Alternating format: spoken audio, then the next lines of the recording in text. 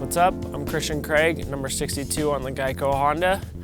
Today we're going to show you some riding tips, some stuff that I've learned over the years that I feel like is beneficial. So we'll start off with some starts. Whether it's you're on a dirt pad or a grate, I always try to keep the same technique. First thing I do, make sure you're lined up in a good rut. I go straight into second gear. I think 99% of people do second gear. Before I actually shift, it kind of looks weird, but I pull my pants as tight as I can up, and that keeps you from sliding back on the seat. And I think a lot of other riders do that. Get into gear, put both feet down. I squeeze the bike as tight as I can, get your feet in the right positions, and that is putting toes under as much as you can. Some people are shorter, so you gotta use blocks, but either way, you want those feet as tight as possible, and you're gonna use your legs pretty much for this start, so you want to control with your legs. First thing I do, get into gear, look down, and then I start to release the clutch and feel the tension of where it releases the motor. And you kind of get to that point of where it's grabbing and you feel it, and so you get it right there. And I like to sit a little upright just to get a good feel, and right when that gate drops, I like to drop my chest straight to the ground, or straight to the bars. And as soon as I drop my chest, my head goes up and I look straight out and not straight down. So you're gonna wanna look straight out to where you wanna go instead of down and into that rut. So first thing, drop the chest, look straight out, and just wherever you're looking, that's where your bike's gonna go. Obviously, you wanna keep your legs tight and try to not use the clutch as much. And I think feathering out of the gate is where you're gonna lose it. So you wanna have one motion. You don't want the bike to die when you dump the clutch, obviously, so you want a high enough rev, and then you wanna control it. So that's the biggest thing with technique. So here we have a whoop pad.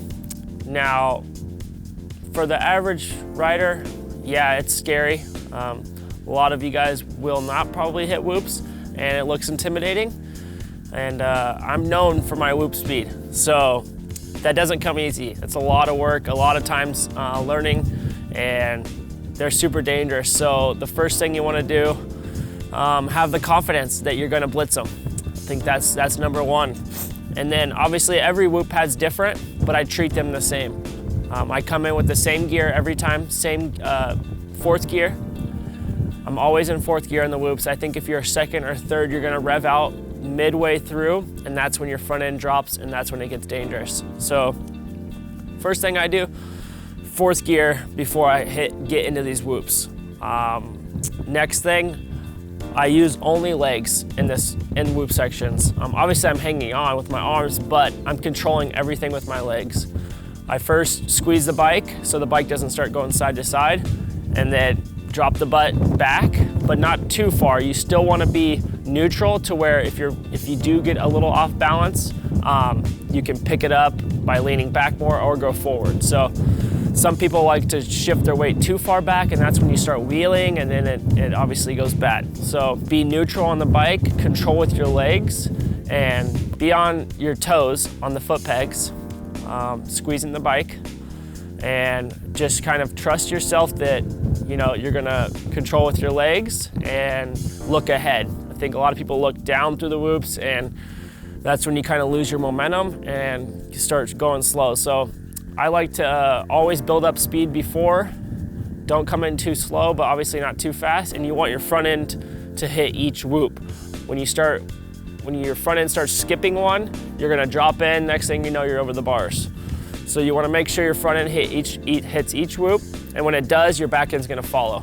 Yes, it seems super easy for me, but it's lots and lots of years of practice, and I'm still learning. I still struggle through these whoops, but I feel like I work on these each day, and I think it's just a lot of practice to go through these.